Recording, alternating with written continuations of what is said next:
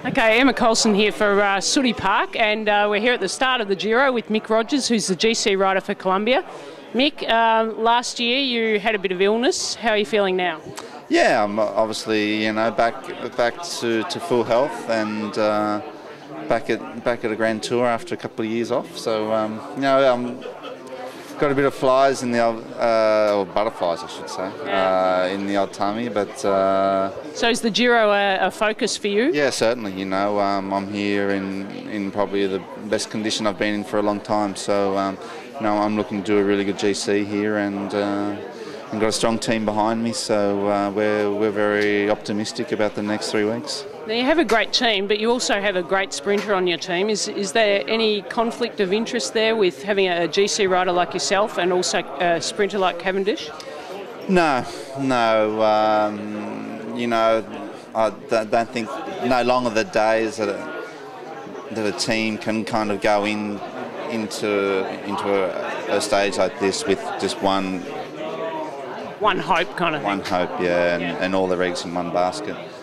And especially High Road Columbia is pretty well known for its diversity. So, and Mark will have guys dedicated to him, and I'll have other guys dedicated to me. So I think the days of, like you say, all eggs in one basket are gone.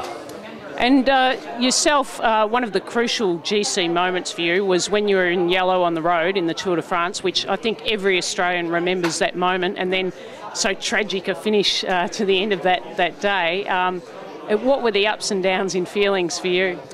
Yeah, I mean, obviously it was a big blow to, not only my morale, but to my career as well. But, you can't dwell on the past, and, I could have sat at home and cried about it for years, but unfortunately you got to move on from that things, and it's certainly I think about it every day, and what could have waited for me at the finish that day, but that's life, and you have to move on. And cycling's pretty cutthroat. It doesn't 1 second you're in gold and then the next moment it can all go, can't it? Yeah, exactly. And there's no prize winners for what yellow on the road. Yeah, and that's the way it is, and it'll make it all the much merrier when it eventually does happen. And you're starting with a time trial, a team's time trial, being your forte, but it's a team event. Are you excited about the start and out on the Lido? Yeah, we are actually really excited about it. What about getting the ferries out to the start every day? We're not so excited about that, but the actual race we're really excited about. We've got a really strong team. The average of the team is so high. How many riders do you have to get across the line in the time trial? I think it's 5. Yeah, so we can expend a few guys out there, but. And you're riding the Shimano, the electronic changes. Yes, I'll be on that tomorrow. We've been putting the new bike through its paces the last couple of weeks, and what's your verdict on the gearing system? Well, the actual gearing system I've used for most of the year already. Oh, okay.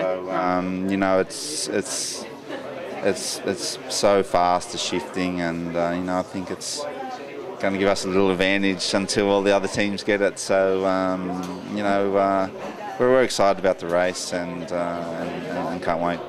Good. And do you think there'll be the day in that electronic gearing system where the DS can actually control what gear you're riding? Hope not. No. It's bikes in general have just taken the last couple of years have just taken such strides, and it's going to be exciting to see where it goes now. How much better can you get?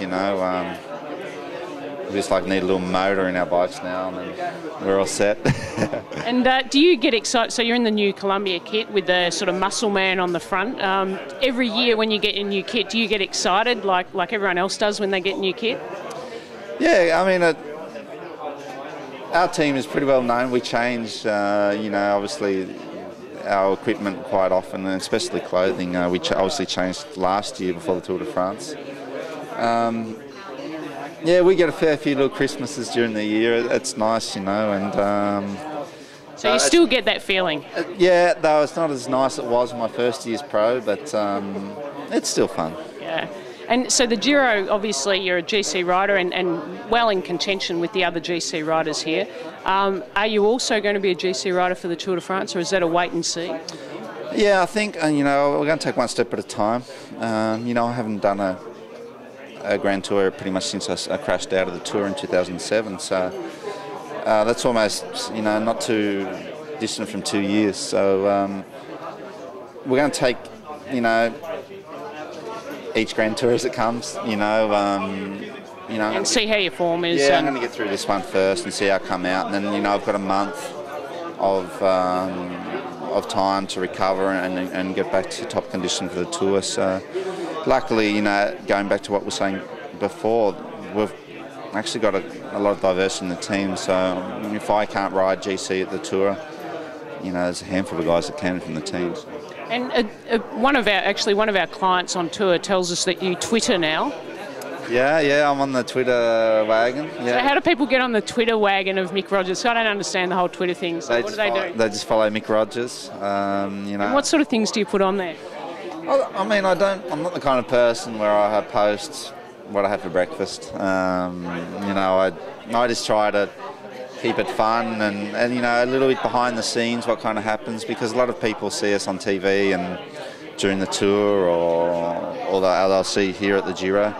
But I think a lot of people are very curious to see what kind of happens behind the TV cameras and after them, before the stages. So I try to give a little bit of insight into what happens there. I think there's a big need for that. I think people don't just want to see results. They want to know, you know, they probably want to know what Mick Rogers had for breakfast and what gear you're riding and how you're feeling. Yeah, like, and it's always a bit of a mystery to what happens, you know, as I said, behind the scenes. And it's kind of like Big Brother of cycling. Yeah, and it's easy for us to do, you know, we have it on our mobile phones and it's just easy. It's not like a website. We have to, you know, write a big report, you know, and it's just 140 characters. It's quick, it's easy, and it's fun.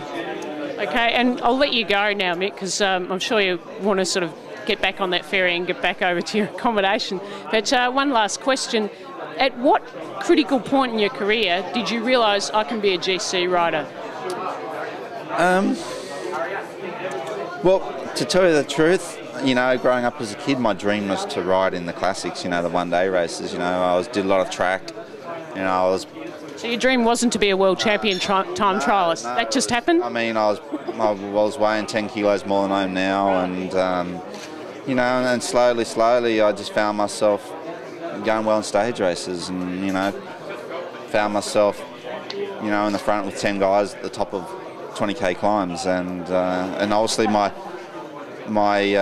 gifted talent has always been time trial, so you put two and two together, for me it made always sense to be GC. All right, thanks very much, and we're very excited about your presence here, and good luck for the race. Thanks. One more question, don't move. Adam Pike. Oh. Adam Pike, yeah. Mick, just the name Adam Pike, that has significance for you? Yeah, it does. 2002 Tour Down Under, yeah. When I was a young boy in the yellow jersey Tour Down Under, and a bit of a collision with a motorbike, and my bike exploded, and all of a sudden exactly the same bike, more or less same size, you know, came out the corner of my eye, and I went on to win the Tour Down Under on a borrowed bike. So someone upstairs was looking down on me that day, I tell you. And that bloke was Adam Pike who gave you that bike. So if you're out there, Adam, thanks for that. Thanks, Adam. We thanked him enough. I think that year Mapei shipped him a container full of clothing, so he's probably still pulling brand new clothing out of its packet. So he probably wants one of those electronic Shimano, you know, gearing systems on his bike now. We'll see what we can do. All right, thanks, Mick. Thank you.